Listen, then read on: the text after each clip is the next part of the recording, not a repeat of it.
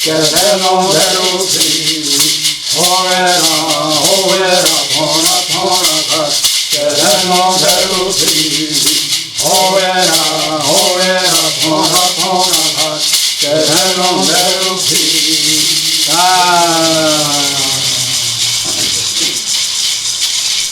Tera moju supa paraka ekori pare nuku ayaraka ekori pare nuku ayaraka ekori pare nuku ayaraka ekori pare nuku ayaraka ekori pare nuku ayaraka ekori pare nuku ayaraka ekori pare nuku avarori pare nuku ayaraka avarori pare nuku ayaraka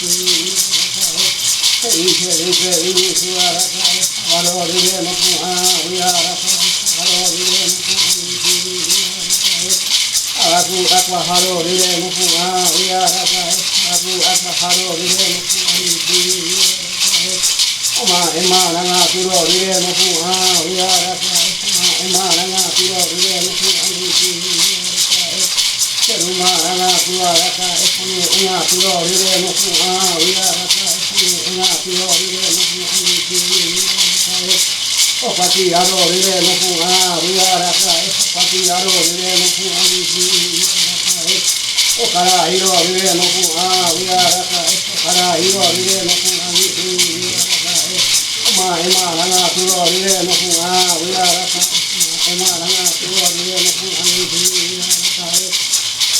Teruma na turara kai ya su parore no fu ariara kai ya su parore no fu ariara ma e qua aro rire no fu ariara kai ma e qua aro rire no fu ariara kai o de va caro rire no fu ariara kai de va caro rire no fu ariara kai ya lu aro rire no fu ariara kai ya lu aro rire no fu ariara kai akuru suro rire no fu ariara kai akuru suro rire no fu ariara kai Kera moju supa pamana na turara kai kera moju supa pamana kera moju supa pamana na kera moju supa pamana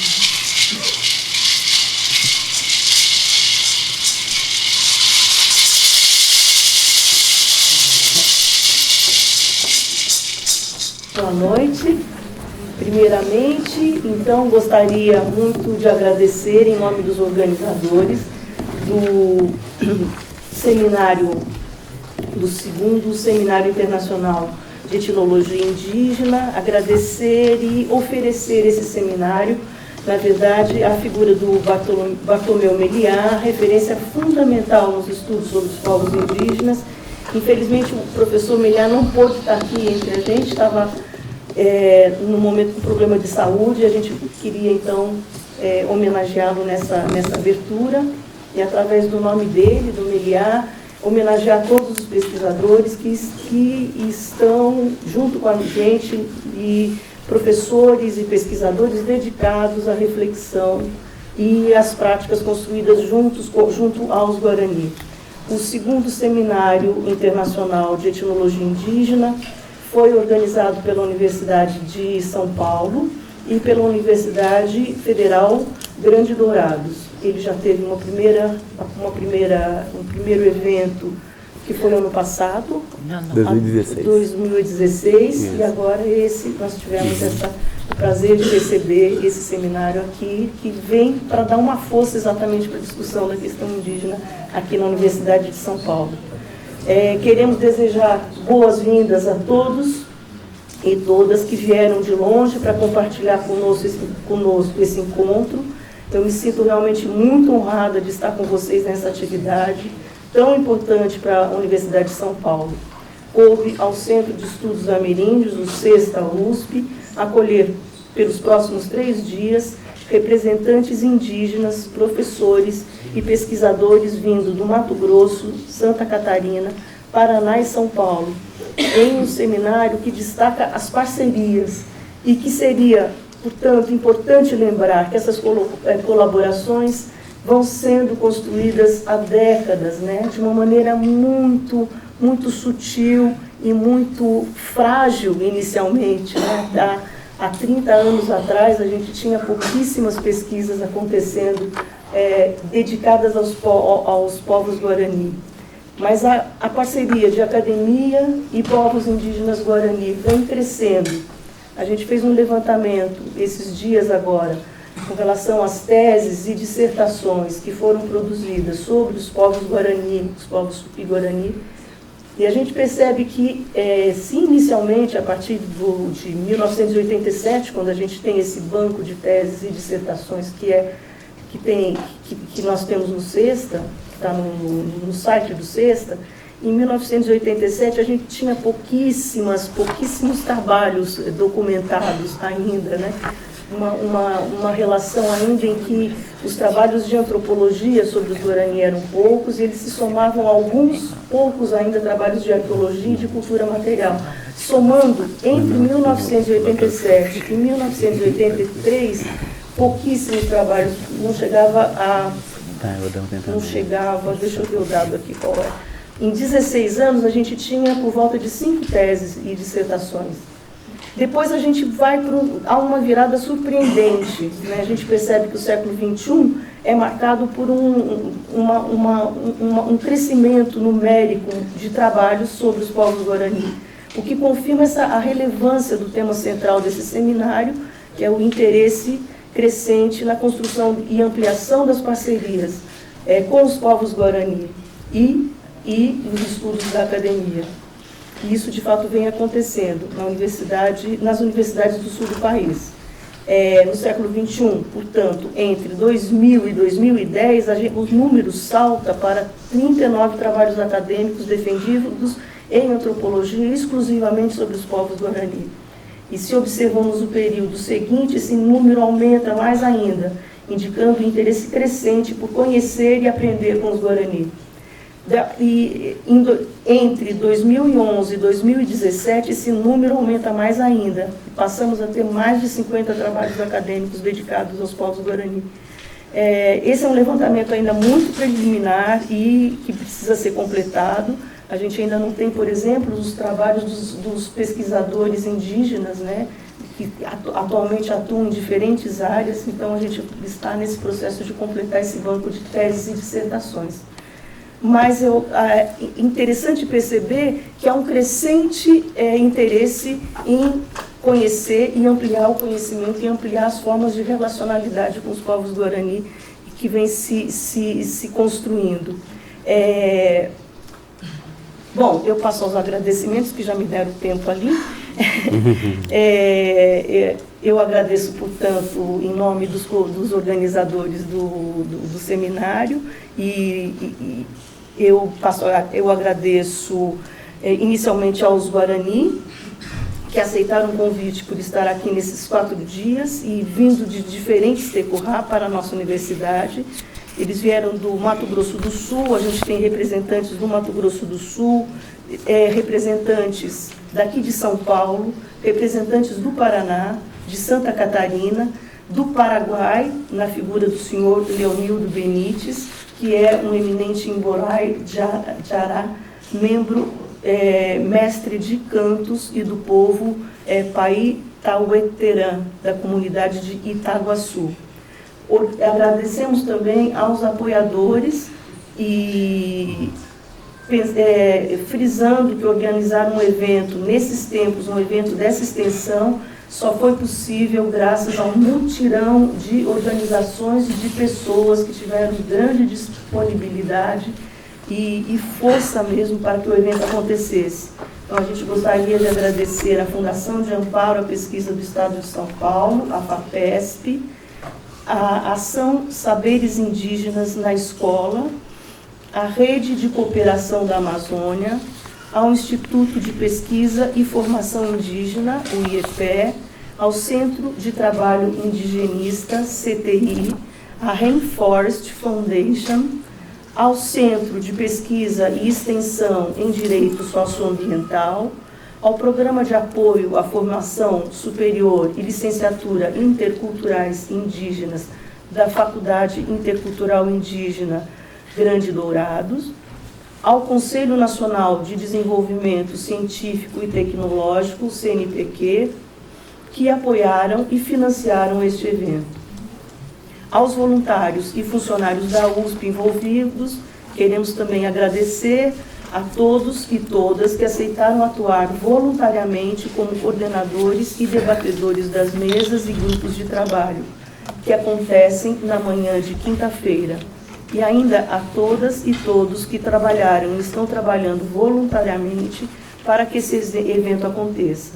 Aos fotógrafos Bárbara de Jesus da Silva, Leonardo, Tereza Paris, Eliel Benites e Tatiane Klein, que cederam suas imagens para as artes e materiais de divulgação deste encontro.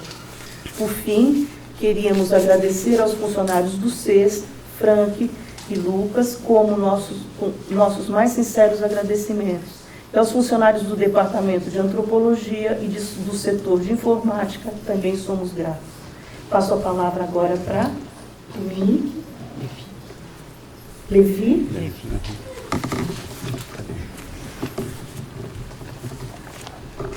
Boa noite. É um prazer imenso estar aqui falando com vocês e nesse segundo seminário, né? E uma alegria imensa de rever várias das pessoas que já estiveram no primeiro seminário e encontrar outras pessoas novas que agregadas a essa rede, né? Então, meu desafio aqui é falar um pouco sobre a primeira experiência do seminário Internacional de Tecnologia Guarani, que teve como título, né, subtítulo Diálogos e Contribuições, realizado em Dourados em outubro de 2016. Bom, eu relembro que aquele primeiro evento não teria sido possível sem o empenho e dedicação de uma série de pessoas. Quer dizer, a maior parte delas estão envolvidas no segundo também, né? E, bom, com destaque a participação da Lauriene, que lançou a ideia e colocou fogo nos colegas, né, mais próximos, o Dídio, a Tati, que estava lá no momento também, eu próprio, a professora Noemi e vários outros, fomos nos agregando a essa ideia. E o objetivo do primeiro seminário era que se configurar, era fazer uma rede de intercâmbio, né, de saberes entre estudiosos e acadêmicos e pesquisadores e também os indígenas, né? E uma das coisas que a gente pensou, uma preocupação central naquele momento, era assegurar espaço para a fala dos indígenas, ao lado da fala dos pesquisadores e indigenistas, né? Então as mesas todas a gente tentou compor com a participação de indígenas e foi muito legal. E a proposta do primeiro seminário, ela foi vingando, foi agregando pessoas, a gente foi fazendo os convites e foi tentando viabilizar os recursos para realizar o evento, e aí foi fundamental também a participação, o apoio institucional que a gente recebeu naquele momento da FAIND, da Faculdade Intercultural Indígena, e do curso de Licenciatura Indígena Tecoarandu, que asseguraram os recursos necessários para viabilizar o evento. Então, importante também naquele momento foi a participação dos alunos do mestrado em Antropologia e do curso de graduação da Universidade Federal, lá da Grande Dourados, e também da UEMS, alguns que participaram. Bom, mas no final, aquele primeiro evento acabou ganhando uma dimensão que a gente não esperava, né? E acho que surpreendeu todos nós. Conforme a gente foi realizando os convites, Almeliá, Dominique, Maria Inês Ladeira, Elizabeth, a Marta, a Adriana, Spence, Valéria Macedo, Jorge Servin, está aqui também, e vários outros, né, que foram aceitando o convite, e daí no final a gente mesmo estava assustado com a dimensão que a coisa tomou, né, mas foi muito bom. Mas eu acho que tinha um ambiente que o seminário conseguiu captar, assim, trazer, que era uma disposição para esse encontro e essas conversas entre pesquisadores e indígenas, e acho que conseguiu capitanear isso, né, catalisar esse sentimento, esse desejo, e acabou acontecendo. Bom, para falar um pouco sobre Mato Grosso do Sul, vale destacar que Mato Grosso do Sul atualmente é habitado por mais de 50 mil Kaiowá e Guarani, né, e distribuído em dezenas de comunidades, várias formas de assentamentos, e com várias instituições atuando junto a eles, também de ensino superior e indigenistas, e que centenas têm acessado os cursos de graduação e pós-graduação das diversas universidades que estão na região, especialmente da UEMS e da UFGD. E devido à complexidade e diversidade das situações vividas nas comunidades, Mato Grosso do Sul tornou-se um campo privilegiado na produção de conhecimentos sobre essas comunidades, tanto por pesquisadores locais, mas também como por pesquisadores de outras instituições que realizam suas pesquisas lá. E aí isso tem gerado um campo muito fértil de interlocução, tanto entre pesquisadores, também com as comunidades indígenas. Nos últimos anos, a gente tem assistido o recrudescimento das disputas territoriais, com grande impacto sobre as populações indígenas do Estado, que vivem confinadas em reservas superpovoadas e em áreas precárias à beira de rodovias, acampamentos e retomadas. Esse cenário bastante geral para os Guarani que vivem nos distintos países marca profundamente as especificidades do trabalho de campo em etnologia no Mato Grosso do Sul, pois é preciso considerar as experiências dessas populações que afetam a sociedade e o entorno e as universidades e tal. Nesse cenário, a produção do conhecimento junto às comunidades é constantemente desafiada a contribuir no diálogo entre as iniciativas de intervenção do Estado e as demandas das comunidades. Bom, mas afinal, como situar a importância de um seminário como esse? Como o primeiro e como esse segundo, né? Sua reedição agora. E uma continuidade. Bom, eu lembro que no prefácio da edição brasileira do livro de Nimondaju,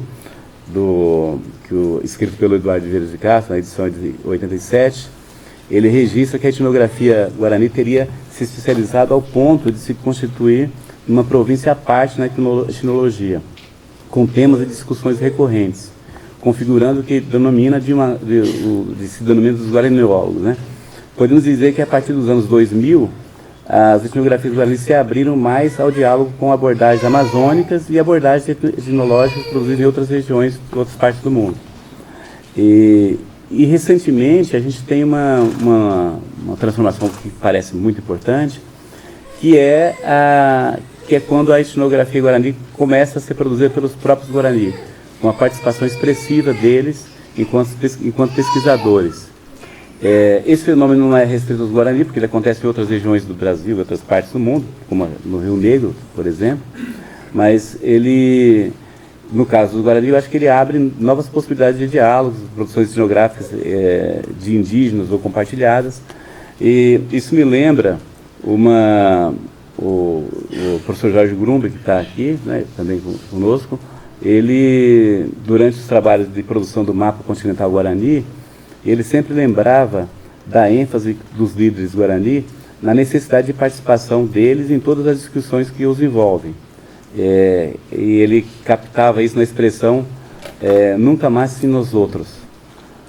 Então, eu penso que de agora em diante enfrentaremos o desafio de dividir nossas reflexões e discussões com os pesquisadores Guarani, o que impõe a reformulação de muitos dos nossos hábitos acadêmicos, né? Eu acho que isso já foi testado no primeiro seminário e com certeza vai emergir nesse. Obrigado.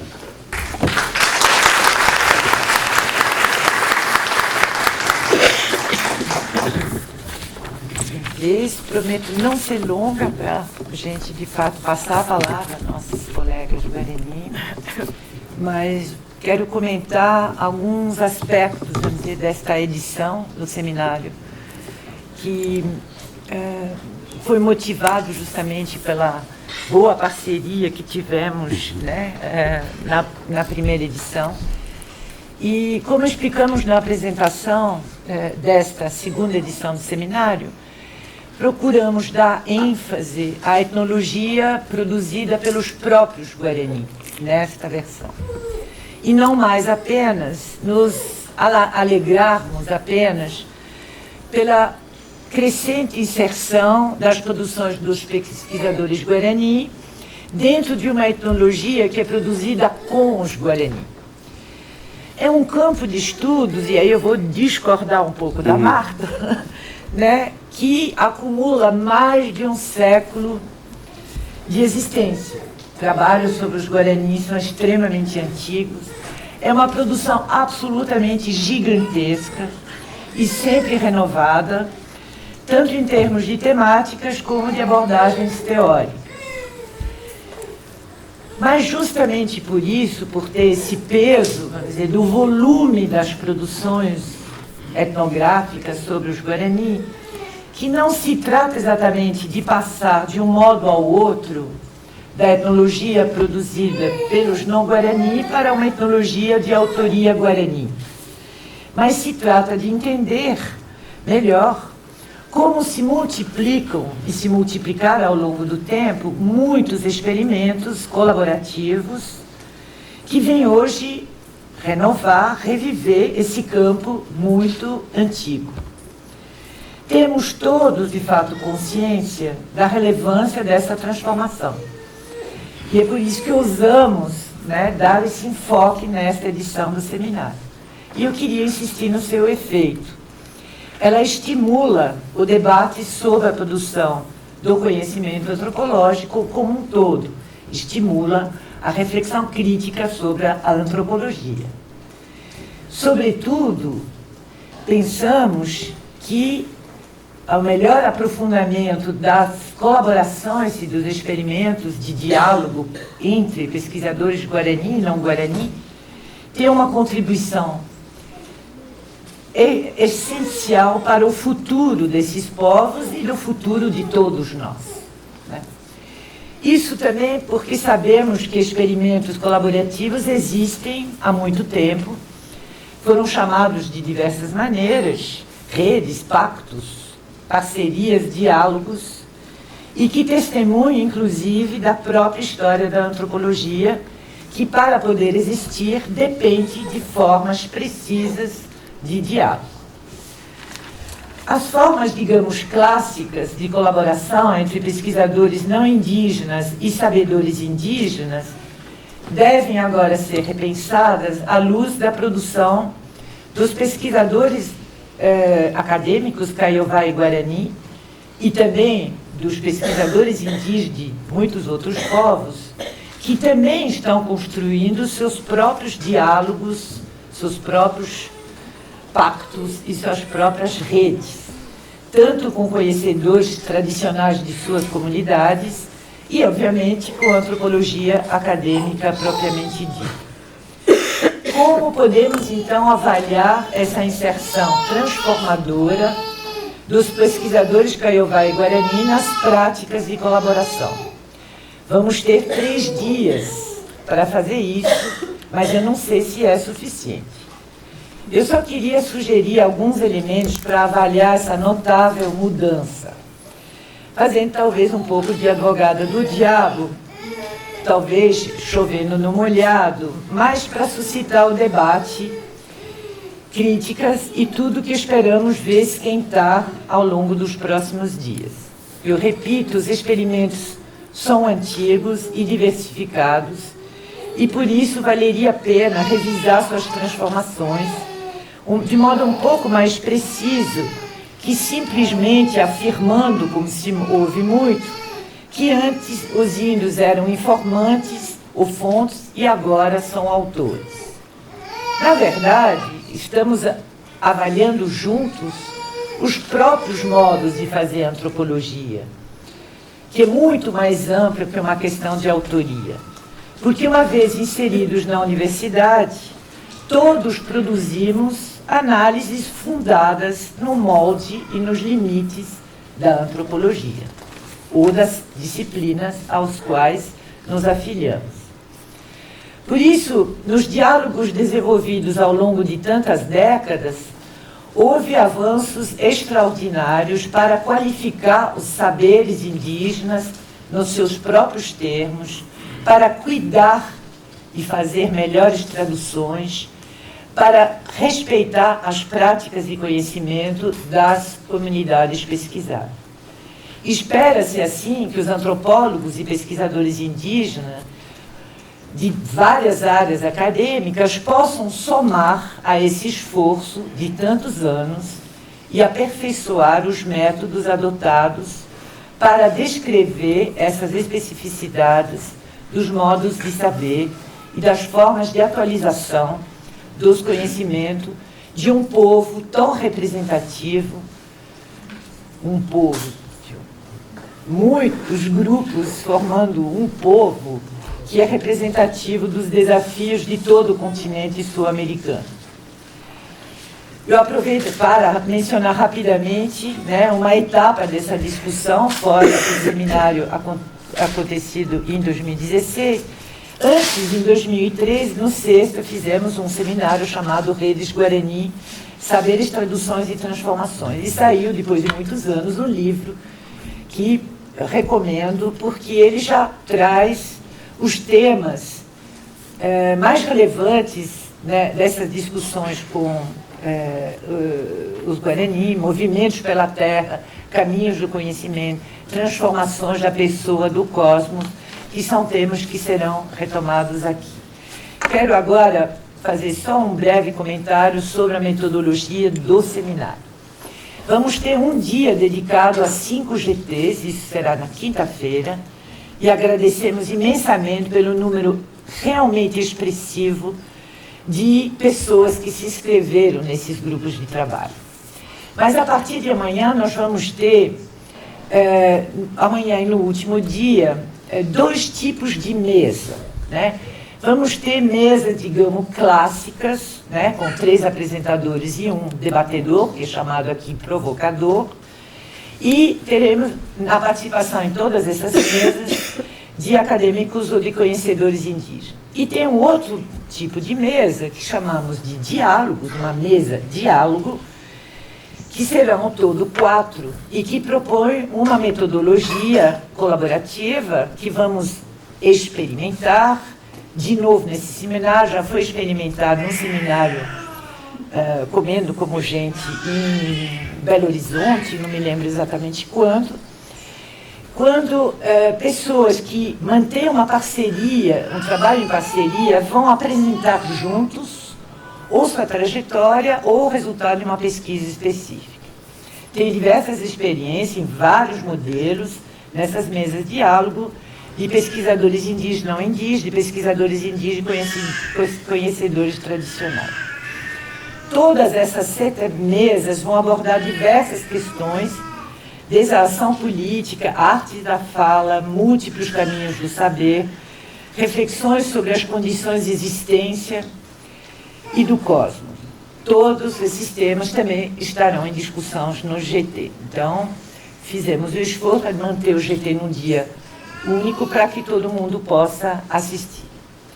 Ressalto mais uma vez que outro esforço da organização desse seminário foi de buscarmos sempre não apenas especialistas em Guarani, no debate das mesas e na coordenação do GT, mas também pesquisadores indígenas. Vou passar a palavra agora às mulheres Guarani, que vão apresentar a primeira conferência desse seminário.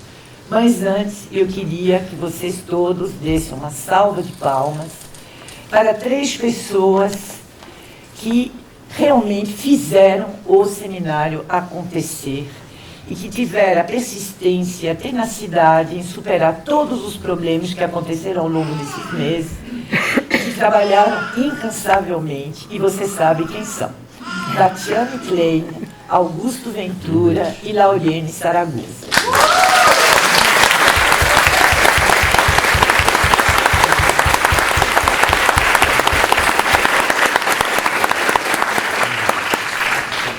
Vamos então passar a palavra às mulheres. As mulheres.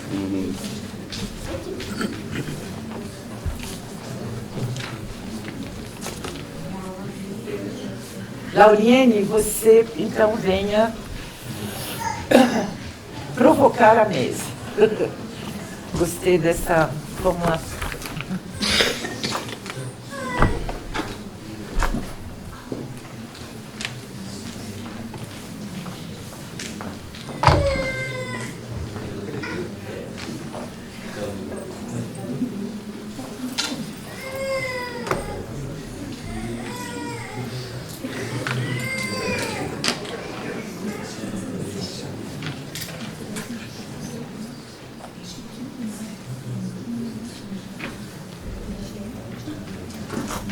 Gente, boa noite. Tá ligado, né? Então, a gente dá início à mesa de abertura, à conferência de abertura, que Chamos Guarani se apresentam, falas de mulheres Guarani sobre o seu povo. Então, a gente convida para vir compor essa mesa Leila Rocha, Guarani Andeva, de Vicatu, no Mato Grosso do Sul.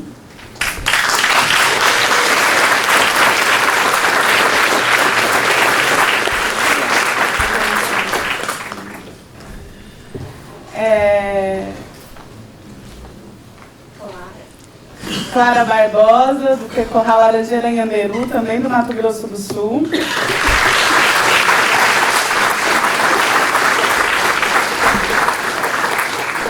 Ivanildes Queretiu da Silva, do Icamporã.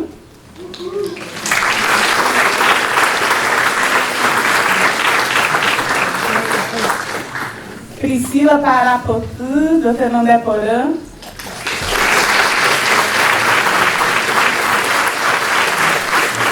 E Belmira Almeida Pérez, do Atumirim.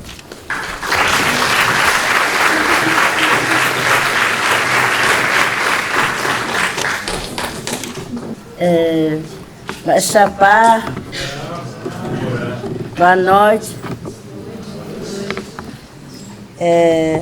Falar um pouco em Guarani. Xexerera Leila. Anderu Mergue Xexerera. Unhata Quadju. Eu moro no Vicatu. Uma retomada, fica na fronteira do Paraguai. Então, se retomada a fronteira, o Vicatu tem liderança, a representante de uma retomada 9.700 hectares. Então, eu sou representante das mulheres Guarani Kaiowá também, né? E parte, né? Aí como representante de Ataguaçu também, né? Então, todos a gente representa, como a gente está uma comissão das representantes das mulheres Guarani Kaiowá. Também a gente representa os homens e os jovens também, né? Então, quero te agradecer somente a vocês, o parente que está aqui, né? E colaborador também com a gente aqui, né? Então, quero agradecer ao professor indígena que veio com a gente de vários lugares também, né? Então, foi muito bom que a gente estamos juntos aqui, né? Para ouvir, para pegar mais experiência um pouco, né?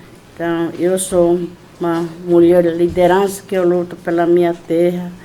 Eu represento a pessoa que está na retomada, né? Então, é isso o nosso trabalho, né? Então, não é fácil, é uma pessoa que está na luta, né? Eu sou Guarani Andeva, que a minha retomada fica na fronteira, né? Então não é fácil que a gente luta pela a nossa terra tradicional. Então, isso é muito difícil para nós, né? Mas nós estamos sempre lutando, conquistando a pouco a nossa terra que nós perdemos, né? Então, não é fácil. E é muito difícil porque o governo de Mato Grosso do Sul está apertando nós também, né? Que não quer fazer a homologação, não quer fazer a homologação, não quer fazer a demarcação da terra, porque nós estamos muito assim, preocupado, né? Principalmente nós luta pela terra, né? Porque a gente sabe, naquela terra existe bastante criança, idoso, mulher grávida. Então foi muito preocupante, né? Todo dia, cada momento, a gente foi ameaçado dentro do nosso território, né? Então é isso muito preocupante, o próprio governo, né? Que fica ameaçando o povo tradicionais, porque nós indígenas, nós somos tradicionais. É nosso a terra, né? Porque nós não vemos de outro lugar. Porque nós estamos na nossa terra mesmo, para a gente sobreviver. Porque a gente não sei para onde a gente vai, porque nós não temos dinheiro para a gente fazer um prédio, para a gente morar tudo ali, né? Porque é muito ruim que um governo desse fica perseguindo a indígena, né? Porque eu vejo que daqui a um dia,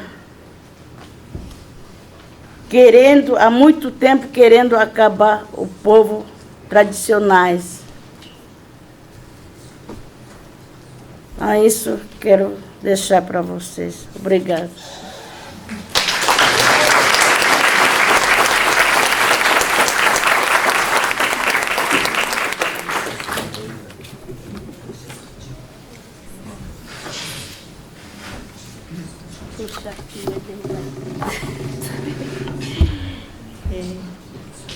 Carudo, boa noite.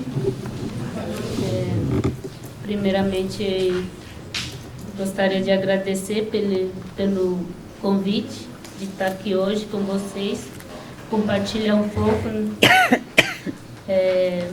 nesse seminário, do segundo seminário. Então, meu nome é Parapotã, sou do território Tenondeporã, que fica aqui no extremo sul de São Paulo, Parelheiros. Então, meu território é Tenondeporã.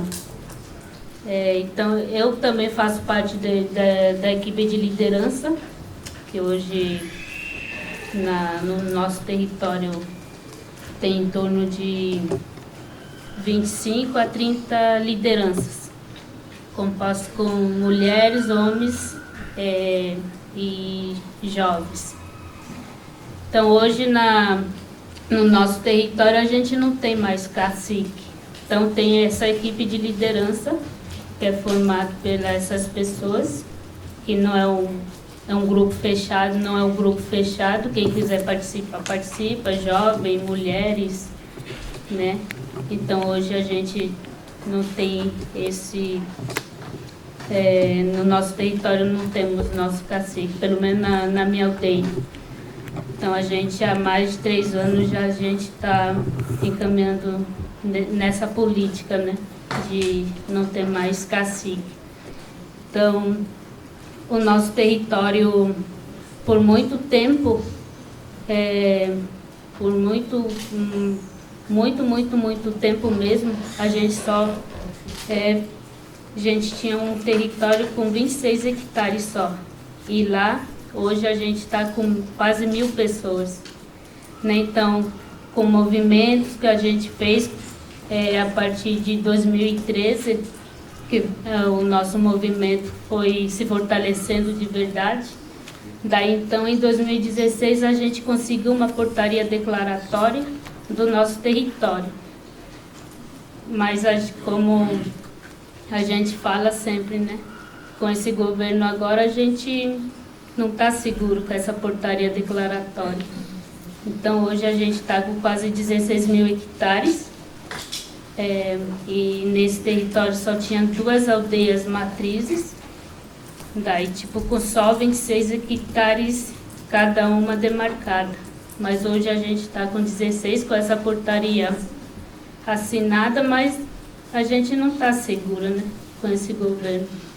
Então a preocupação e o nosso movimento pela luta pelas nossas terras continua, vai continuar sempre. Então, apesar de a gente estar em contato com os juraqueiros não indígenas há mais de 500 anos, nesses territórios, a gente continua muito forte, né, com saberes tradicionais que a gente tem, a nossa língua principalmente.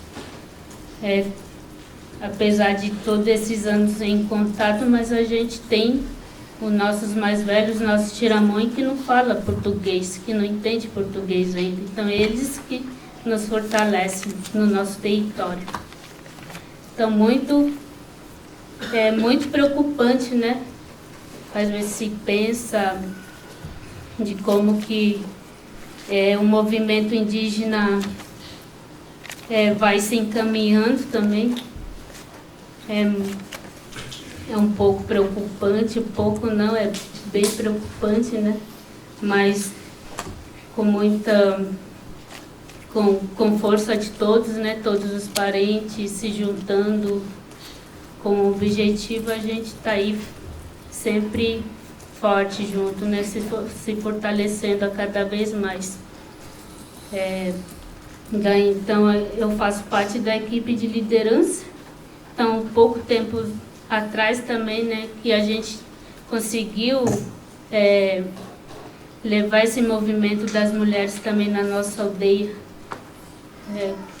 Porque antes, que eu me lembro, quando tinha um cacique ou uma vice-cacique, muitas vezes eu não via que as mulheres não participavam muito, né, da política principalmente. Então hoje, no nosso território, a maioria das lideranças são mulheres, que decidem também as coisas que acontecem na aldeia ou fora da aldeia, participa das reuniões também. Isso vem crescendo bastante com o movimento das mulheres. Daí tem encontros também das mulheres, onde a gente conversa bastante sobre a violência contra a mulher e criança. Então isso vem se fortalecendo bastante. Fico muito feliz também com isso que hoje, então, eu vejo que as mulheres estão participando bastante, né, do movimento, principalmente quando se trata pela demarcação das nossas terras indígenas. É muito gratificante isso. Então, eu também tô aprendendo bastante com os mais velhos, né? Estou atuando agora no movimento dos direitos, que direito que a gente tem, aonde buscar os direitos que os povos indígenas têm. Então isso é muito importante para nós. Estou pegando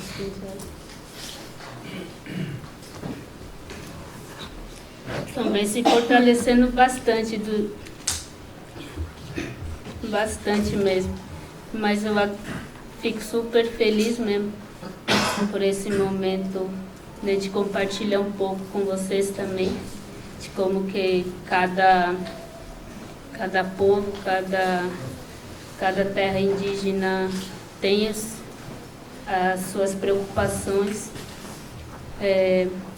compartilhar um pouco com você, porque muitos não sabem, né? Muitos não conhecem também o movimento indígena, o movimento de cada povo, né? Então é muito importante quando tem esses momentos para compartilhar mesmo, para fortalecer também, né, cada um, principalmente quando vem os nossos parentes de cada território. É muito importante o nosso fortalecimento, né, que fortalece bastante espiritualmente. Eu acho que é isso. Raio eterno.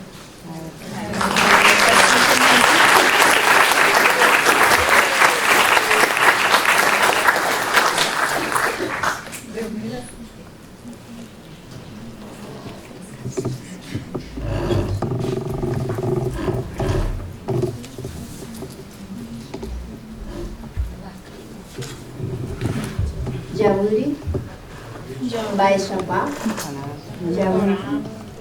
Boa noite. Então, eu sou Delmira de Almeida Pérez, sou avá Guarani e sinto muito, né, feliz hoje estar com vocês aqui, com as mulheres indígenas, com muito orgulho.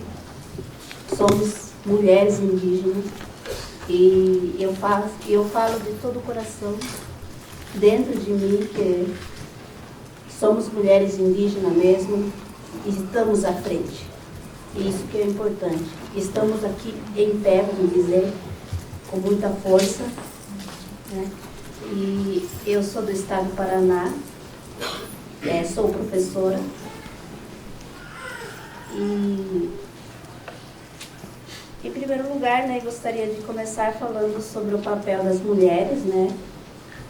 Somos mulheres indígenas, que viviam aqui neste território quando chegaram os colonizadores para nos explorar, tirar nossas terras, matar nossos filhos e nos escravizar.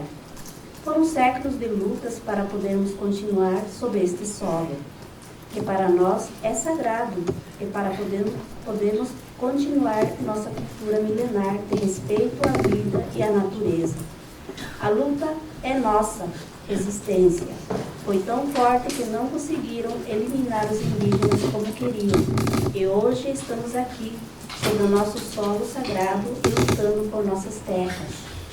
Há parentes indígenas em vários lugares que até hoje não têm suas terras demarcadas. E nossa cultura ainda é ameaçada pela exploração daqueles que querem retirar o que nos restou. Temos que pensar nesse sistema capitalista. Está destruindo a natureza, destruindo as florestas, os rios, as matas, os insetos e os animais. E com isso, acabando com a vida, não só prejudicando a vida dos indígenas, mas também de todos os planetas que habitam nesse planeta. O uso de veneno, no nosso caso, né, lá na nossa aldeia, está deixando as crianças doentes. Nós, como mães, como mulheres, temos que combater esses tipos de práticas de produção. Os povos indígenas que vivem sobre esta terra há milhares e milhares de anos sempre viveram em harmonia com o meio ambiente. E os capitalistas exploradores deveriam buscar aprender com nós, os indígenas, como respeitar a vida. Atualmente estamos sofrendo ameaças de perda de nossos direitos, das políticas públicas e que temos direito, sofremos violência, muitos jovens indígenas são mortos e nenhuma investigação séria é feita. Ficamos sem resposta e isso precisa mudar. Por isso, nossas lutas continuam sempre vivas e fazem parte de todos os dias das nossas vidas. Com nossas lutas, conseguimos muitas coisas. Somos reconhecidos como povos indígenas diferenciados. Temos uma Constituição que garante nossos direitos, o direito à nossa língua, às nossas formas próprias de aprender, o nosso recô e ensinar, mas isso precisa ser colocado em prática e para isso mais lutas os dias de hoje, as mulheres indígenas estão nas universidades fazendo curso de graduação e mestrado. Em breve, estaremos ocupando os espaços que são por nossos direitos. Hoje temos mulheres indígenas, deputada federal que está lá na alto lutando pelos povos indígenas do Brasil, a Joênia Vatichana. Nesta luta que temos de 500 anos, nós temos apoio de outras mulheres, de outros movimentos sociais e de parceiros que sempre estiveram ao lado dos indígenas e, graças a Deus, a Nhanderu nos apoiando, nos dando força e eu quero passar uma mensagem, uma reflexão. Isso vai para os pesquisadores, né? Porque eu também fui pesquisadora. Do Jean Deléry, de 1534 a 1611. Esteve no Brasil e descreveu em seu livro Viagem à Terra, página 63. Os nossos Tupinambá muito se admiraram dos franceses e outros estrangeiros, se deram ao trabalho de ir buscar os seus arabutãs. Uma vez um velho perguntou-me: por que vindes vós, maírs, esperos, franceses e portugueses, buscar lenha de tão longe para vos aquecer? Não tendes madeira em vossa terra? Respondi que tínhamos muita, mas não daquela qualidade, e que não a queimávamos, como ele o supunha, mas dela extraíamos tinta para tingir, tal qual fazia eles com os seus cordões de algodão e suas plumas. Retrucou o velho imediatamente: e porventura precisais de muito? Sim, respondi, pois nosso país está existem negociantes que possuem panos, facas, tesouras, espelhos e outras mercadorias do que podes imaginar. E um só deles compra todo o pau-brasil com que muitos navios voltam carregados. Ah, retrucou o selvagem, tu me contas maravilhas, acrescentando depois de bem compreender o que eu lhe dissera, mas esse homem tão rico não morre? Sim, disse eu, morre como os outros, mas os selvagens são grandes discursadores e costumam ir em qualquer assunto até o fim. Por isso perguntou-me de novo: e quando morrem, para quem fica o que deixam? Para seus filhos, se os têm, respondi. Na falta desses, para os irmãos ou parentes mais próximos. Na verdade, continuou o velho, que como os vereis, não era nenhum tolo. Agora vejo que vós, outros mares, sois grandes loucos, pois atravessais o mar e sofreis grandes incômodos, como dizeis, quando aqui chegais ou trabalhais tanto para amontoar riquezas para vossos filhos ou para aqueles que vos sobrevivem. Não será a terra que vos nutriu suficiente para alimentá-lo também?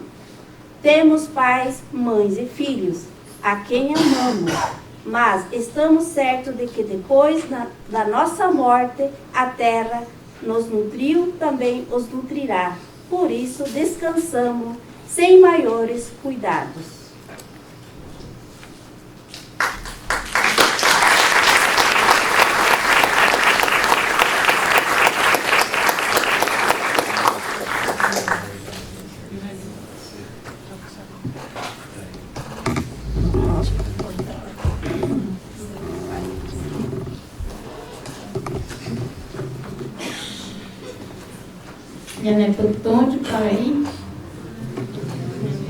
Boa noite a todos e a todas.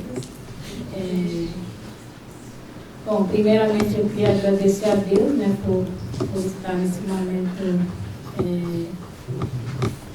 conversando, né, dialogando. E também eu também fico muito feliz, né, de saber que essa mesa é especialmente para as mulheres, né? porque, na verdade, a mulher nunca tem espaço. Eu sempre defendo esse lado, né, da mulher indígena ter o seu próprio espaço, né, porque, na verdade, a gente precisa ter, né? A gente precisa ter a nossa própria opinião, a nossa própria liberdade de expressão. Né? Eu acho que, assim, eu sempre fui à luta, né, para poder ter esses debates, né, que hoje eu sempre falo que enfrento a minha timidez, né, assim, para poder estar falando, mas o que traz a fortaleza, né, da mulher é ela se sentir, ter essa vontade de falar, né, de se defender. Eu sempre falo assim também que a mulher, ela tem que ter voz, né, a gente tem que ter voz. E hoje eu sempre, quando eu enfrento o público, né, eu sinto, sou uma pessoa muito tímida. Eu acho que a mulher indígena ela é muito tímida, a mulher guarani principalmente. Eu vejo isso e eu sinto, né? Mas a gente está sempre aqui enfrentando, lutando em prol da nossa comunidade, em prol das nossas crianças, dos nossos jovens, né, principalmente, e dos mais velhos. E quando a gente fala que o nosso aprendizado vem dos mais velhos, é para a gente poder estar levando em frente, né, a nossa luta. E, desculpa, meu nome é Vanilde, né, em Guarani Crechu, sou da aldeia Tamporã, recentemente retomado, né, fica na terra indígena da Boa Vista, e ela está sendo ampliada. E a gente está nessa retomada, né?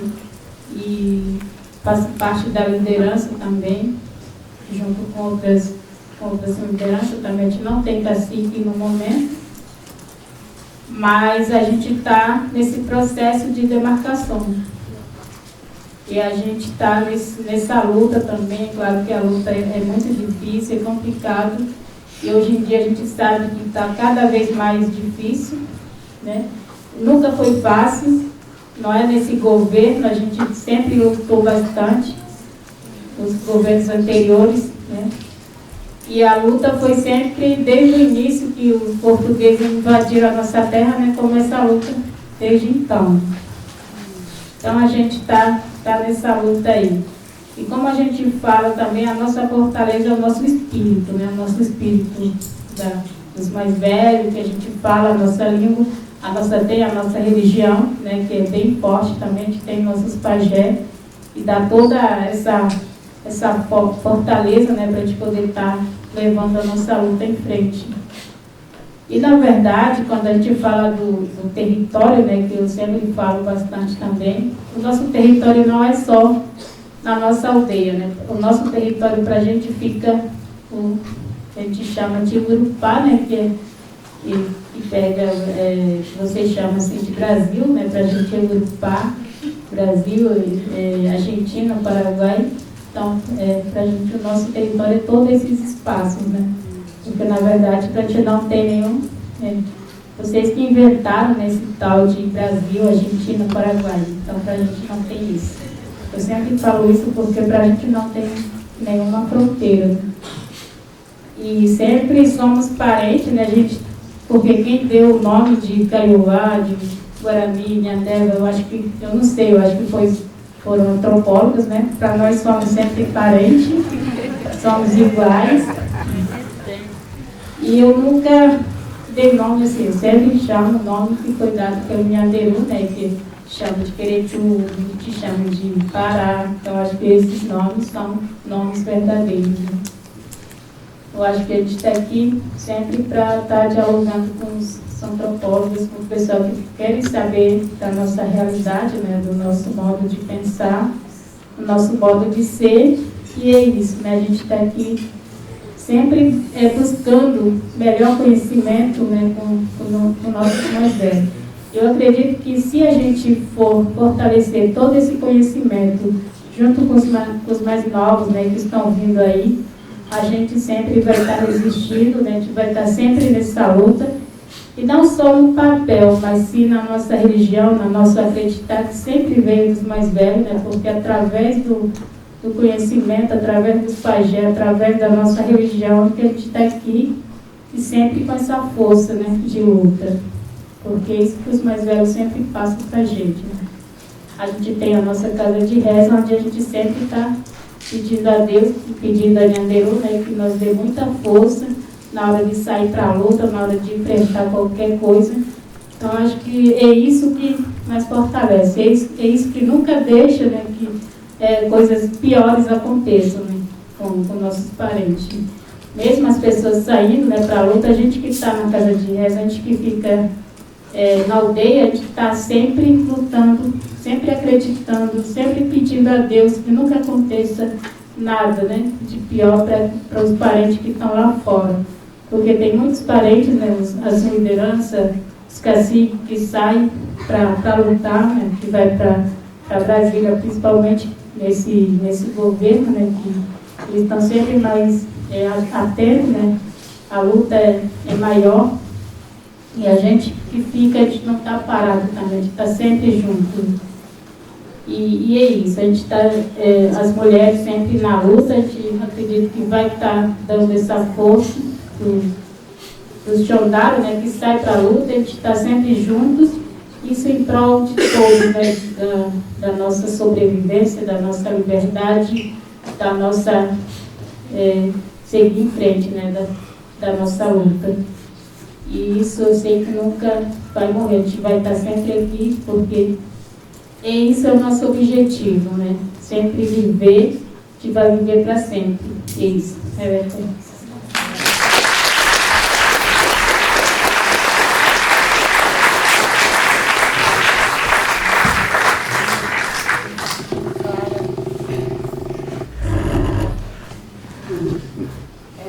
Boa noite a todos.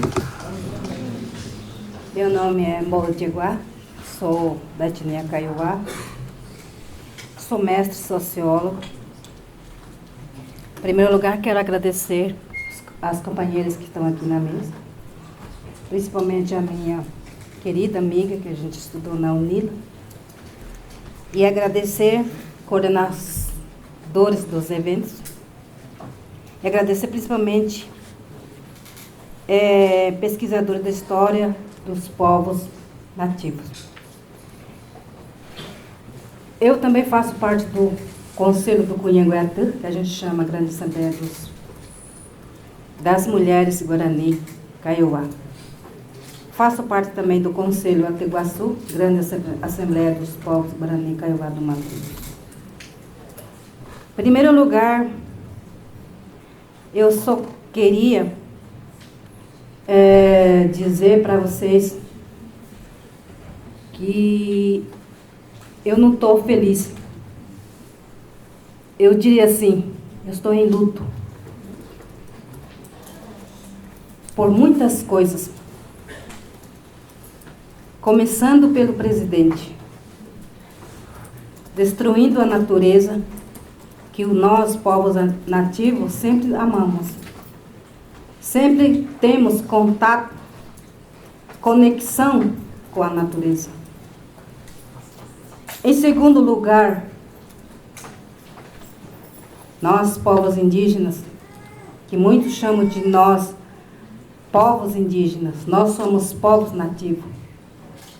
Já deixamos os não indígenas cuidarem das nossas naturezas, que estão sendo destruídos pós após dias. 519 anos está sendo destruído, esmagado, sanguentado. Há muitas, os nossos ancestrais, o que já preveu. Começando a história, como foi o nosso história, quando o Cabral chegou. Quando o Cabral chegou aqui, ele não descobriu a terra. Ele invadiu a nossa casa. Aliás, cada um de vocês que estão aqui está dentro da nossa casa. E é aí que eu pergunto, quem é os povos primário, primitivo, originário desse país que o Bolsonaro chama de Brasil?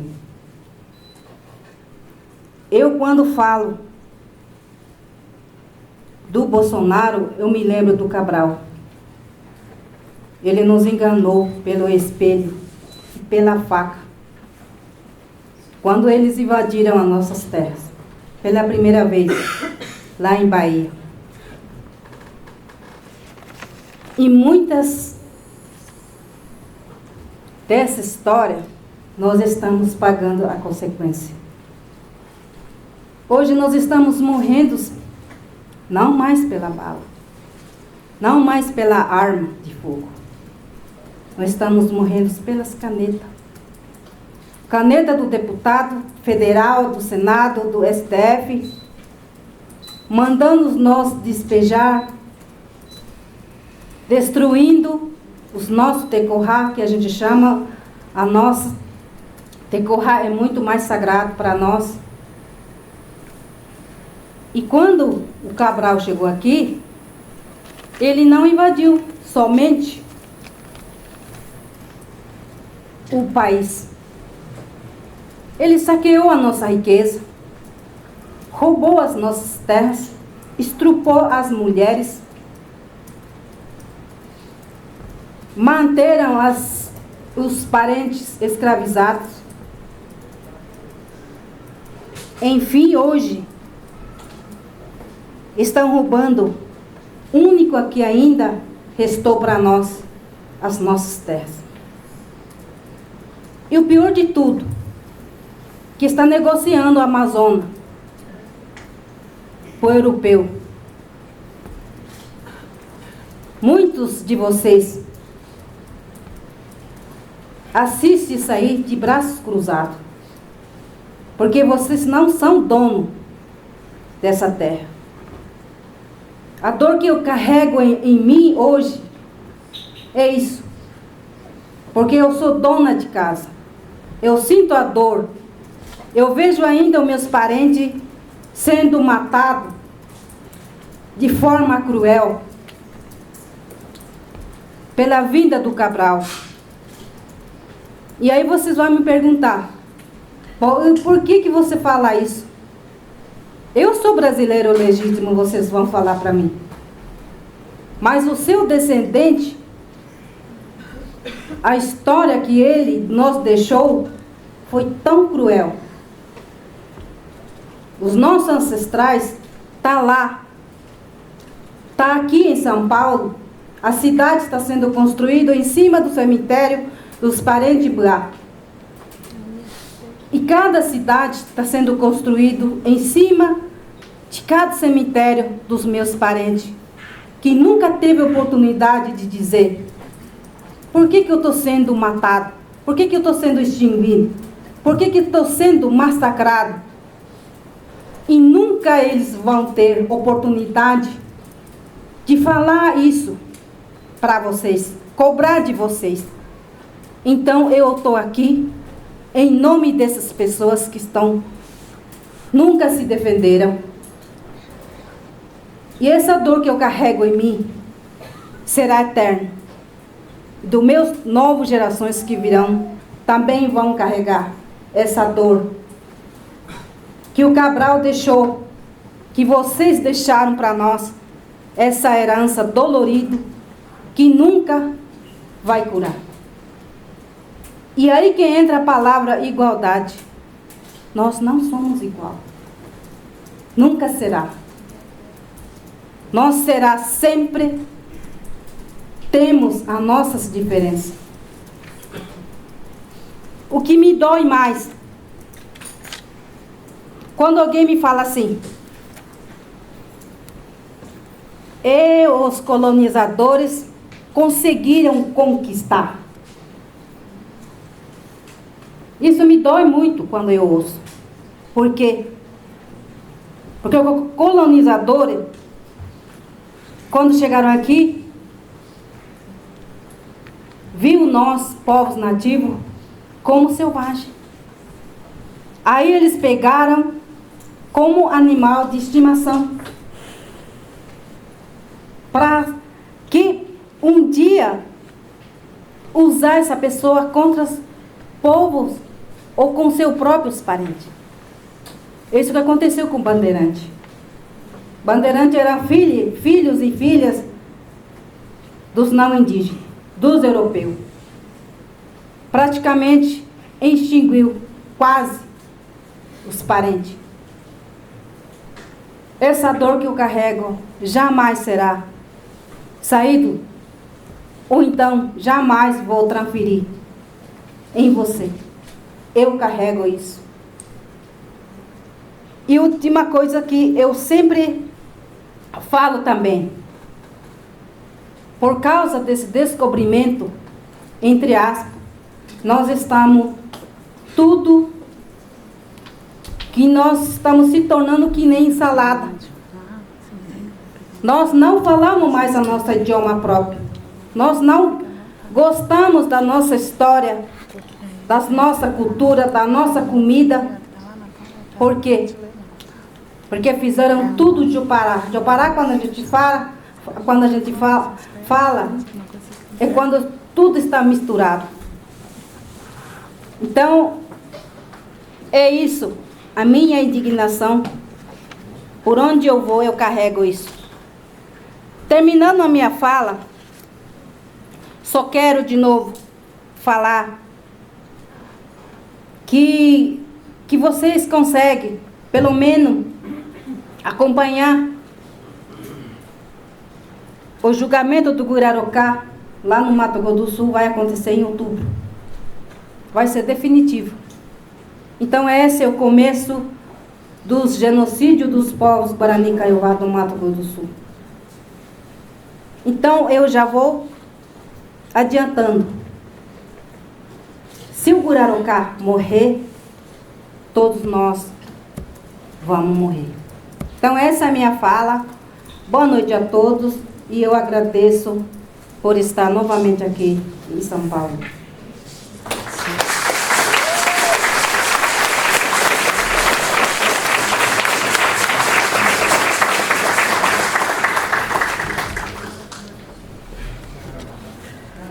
Eu quero te agradecer mais uma vez. Eu gostaria de ficar amanhã e depois com você, mas não vai dar nada, porque eu tinha viagem, tinha que levar o dor do meu povo fora do país também, né? Então, é isso. Quero que vocês sempre olhem por nós, né? Ajudem nós, porque lá em Mato Grosso do Sul não é fácil para nós, né? Então, tudo que eu acho que vocês querem apoiar os indígenas de Mato Grosso do Sul, né? Então, eu espero que sempre vocês colaborem com a gente, façam alguma coisa por nós, né? Porque nós somos muito perseguidos e matados. Então, agora mesmo a Clara fala que o Guararocá já faz dia. E ia ter julgamento em Brasília. E isso é muito preocupante, porque se uma Tecorra cair, e ele vai alcançar todos nós, né? E quantas crianças que vai se machucar, quantas mulheres que vai se machucar, né? Um despejo não é bom, não é fácil para nós, e vai derramar sangue das crianças, do idoso, das mulheres. Então, é isso que eu peço para você, né? Eu quero que sempre vocês, pelo menos, lembrar de nós, como é que a gente está passando em Mato Grosso do Sul. Então, vamos te pedir agora de vocês. Então, eu queria ficar mais com você, né? Mas tinha que levar também o dor do meu povo, Guarani Kaiowá, pelo internacional também, né? Então é isso. Te agradeço a vocês. Boa noite.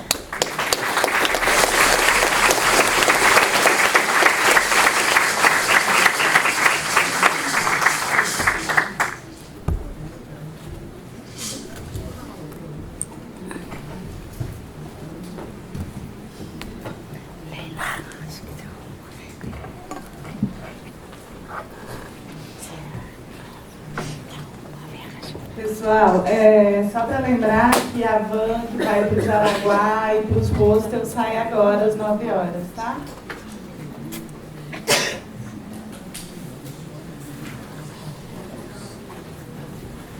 Bom, gente.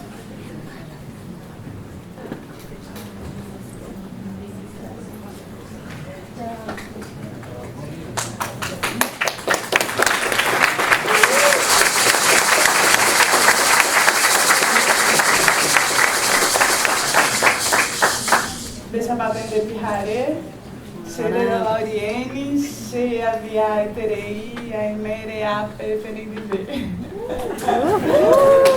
Boa noite a todas e todos. Boa noite. Eu agradeço a todos que contribuíram na construção coletiva desse encontro lindo e principalmente por poder compartilhar dessa mesa, que é um sonho mesmo, com as falas incríveis dessas mulheres geniais que a gente teve a oportunidade de conhecer e que tanto nos inspiram e nos ensinam sobre o mundo guarani, né? Então nós estamos numa faculdade de antropologia, dispostos a pensar com pesquisadores guarani e não pesquisadores guarani, com pesquisadores guarani também, no intuito de fazer juntos.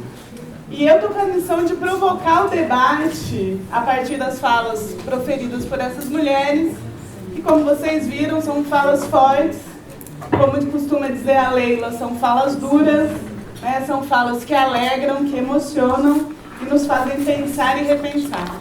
Eu costumo dizer que são falas do fogo e falas de fogo, né? O motivo que nos levou a abrir esse seminário, na sua segunda edição, com a primeira mesa dedicada às mulheres, foi em meio a tantas motivações, o fato de que dentre as mais de 5.000 publicações sobre o povo guarani nas distintas áreas do conhecimento, já catalogada outrora pelo professor Bartolomeu Meliá, a maior parte dessas obras elas foram dedicadas a essas reflexões que tinham como interlocutores preferenciais os homens guarani, o que nos levou a percepções do mundo guarani fundamentais para a reflexão antropológica, mas também parciais. Tanto é que Egon Schaden, professor daqui da Universidade de São Paulo, em meados do século passado, escreve a etnografia intitulada Os Aspectos Fundamentais da Cultura Guarani, publicada em 1954 e construída a partir dos encontros de Schaden com diversos povos guarani do Sul e Sudeste e Centro-Oeste, no caso dos Kaiowá, do Mato Grosso do Sul.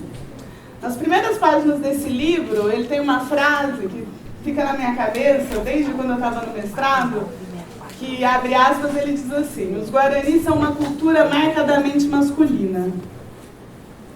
Diferentemente com uma atuação anterior a de Schaden, o antropólogo paraguaio Leon Cadoga, que trabalhava nessa época com os guarani no Paraguai, em 1970 publicou um livro chamado Ivirañeru, Flui del Árbol de la Palabra, que junto com Bartolomeu Meliá escreveram um capítulo intitulado Xere Tambipé, Datos para o Estudio de la Función de la Mujer na Organização Social de los Guarani.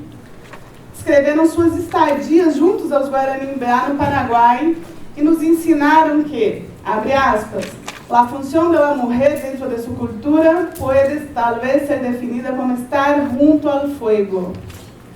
Mas foi com Levi Marques Pereira, antropólogo sul-mato-grossense, que a gente tem o prazer de compartilhar esse seminário, nas suas etnografias que foram produzidas entre o final do século passado e o início desse, junto aos Kaiowá em Mato Grosso do Sul, foi com ele que aprendemos que as mulheres fazem mais do que estar junto ao fogo. E como a gente ouviu nas falas de muitas delas, elas controlam o fogo. Elas controlam o fogo doméstico, que o Levi Marques Pereira chamou de Sheipiqueira, né? O núcleo familiar, ou seja, vários fogos familiares compõem uma parentela. E várias parentelas compõe um tecorá, como foi já, as mulheres já trouxeram nas falas dela. Eu aprendi no mestrado, que defendi na UFGD em Dourados, com as minhas amigas e amigos Kaiowá e Guarani, no Mato Grosso do Sul, que controlar o fogo presume acúmulo de conhecimento. Conhecimentos múltiplos, para levantar pessoas, para construir coletivos, na fabricação dos corpos, na elaboração de rituais que ainda hoje são praticados em distintas intensidades, diretamente relacionados com os modos de vida que se pode ter. Né? Como as mulheres falaram, diante de tantas tensões da vida em reserva, né, com o processo de confinamento no Mato Grosso do Sul, ou das tensões vividas na espera pela demarcação de suas terras, à beira das rodovias, em áreas em conflitos intensos com o agronegócio, com o turismo e com a especulação imobiliária. São as donas do fogo. Acho que a Ivanildes deixou isso bem claro, né? Eu sou a dona da casa. São as donas da vida. E as suas falas fortes, como elas fizeram aqui, são suas armas fundamentais para a defesa de suas vidas e dos seus. As palavras das mulheres, então relacionadas ao modo guarani de levantar gente, que operam todos os cuidados rituais, que incluem os remédios, as rezas, cantos, os conselhos, os alimentos, cuidados com plantas e animais, até as palavras fortes, que são pronunciadas em situações de perigo do coletivo, como eu já pude perceber, tanto nas assembleias indígenas, quanto nas retomadas dos tecorá em Mato Grosso do Sul. A Leila saiu, mas ela vai continuar, tá, gente?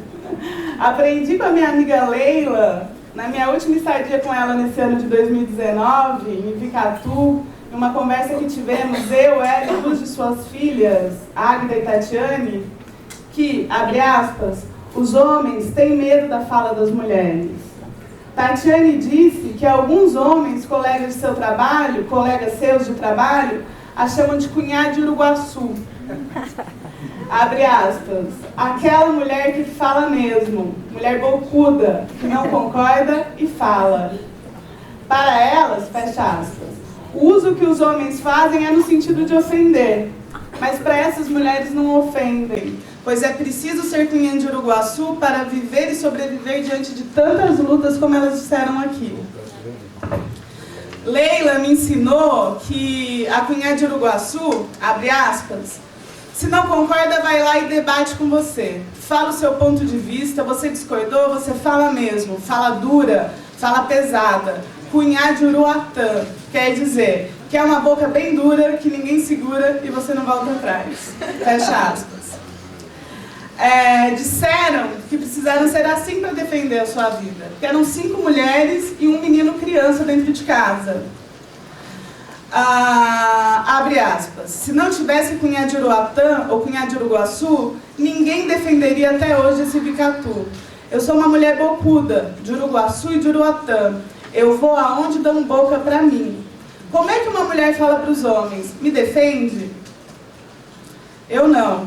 Quantas vezes eu passei sufoco, fui ameaçada e eu nunca fui pedir para homem me defender. Eu não sei como eu vou me defender. Eu sei como eu vou me defender. Eu me defendo, eu falo. Fecha aspas. A mulher potencializa o casal, que é fundamental para a organização Kaiowá e Guarani, que é feita de homens e mulheres. Né? Então são elas que dão sentido às áreas recuperadas, à vida na aldeia, na permanência, na luta pela recuperação de seus territórios e pela alegria em suas vidas. São elas a garantia da luta em combate à pobreza da monocultura, ou nas palavras da Luísa Belaúndi, entrevista concedida à revista Nhanduti em 2016, a riqueza da diversidade indígena, que trazem também as mulheres, é quem pode nos livrar da monocultura do pensamento. As falas das mulheres aqui hoje mostram essa diversidade de pensamentos. Muitos estilos de mulheres guarani, relacionados aos lugares onde vivem, aos parentes com quem cresceram, às escolhas que fizeram. Leila, que vem do Ivicatu, traz essa experiência enquanto uma líder de retomada que leva para dentro 5.000 pessoas de volta para sua terra de onde eles foram expulsos. Estão lá até hoje preocupados com a homologação, mas ainda dentro da terra. Ela costuma dizer isso sempre. Como é que vocês querem que a gente faça sem terra? Vamos construir um prédio? Vai botar todo mundo para viver igual o branco dentro do prédio? A Priscila mostrou aqui pra gente que essa preocupação com a terra não é só do Mato Grosso do Sul. Existe também aqui na Tenondeporã, que mesmo com a sua ampliação ainda existe essa insegurança de continua, não continua, diante de tantas questões que se apresentam. Mas ela diz, nós seguimos com os nossos saberes, com a nossa língua, com os nossos parentes se juntando e a gente se fortalece cada vez mais, né? E traz a experiência de que são essas mulheres que estão à frente desses conselhos de liderança que, de certa maneira, questionam essa presença desse cacique. Eu acho que isso é um grande aprendizado para muitos de nós aqui também. No caso do Mato Grosso do Sul, a gente tem uma figura de um capitão que é instituído no período do SPI e que perdura até os dias de hoje, mesmo o Estado não reconhecendo mais, né? O Estado deixa de reconhecer o capitão a partir de 2008, e os guaranis se apropriam dessa categoria e fazem eleições bianuais para a entrada de novos capitães. Com a Delmira, a Vá Guarani, está ali bem pertinho da Leila também, aprendemos, né, a partir da sua fala de mulher guarani, de uma mulher pesquisadora guarani, que coincidentemente estudou junto com a Clara, a gente não sabia que seria esse encontro bonito, vem nos mostrar que elas, como ela diz, somos mulheres indígenas, estamos à frente e em pé. E a gente percebe isso, né? Questionando o uso do veneno, a preocupação com as crianças, com o tipo de alimentação que eles vão ter, com o recô delas, com a vida das pessoas dentro das aldeias. A Ivanildes mostrou pra gente, como eu já disse, são elas donas da casa, são elas as donas do fogo. Então, com a fala de Clara, que vem nos mostrar, mais uma vez, que as mulheres Guarani, Kaiowá, Avá Guarani, Indá, estão na luta, estão fazendo luta. Estão nas casas, estão nas aldeias, estão criando crianças, estão fazendo a vida. E acho que fica o desafio para nós antropólogos, estudiosos de antropologia, olhar para esse mundo Guarani também a partir de outras perspectivas. Acho que é isso.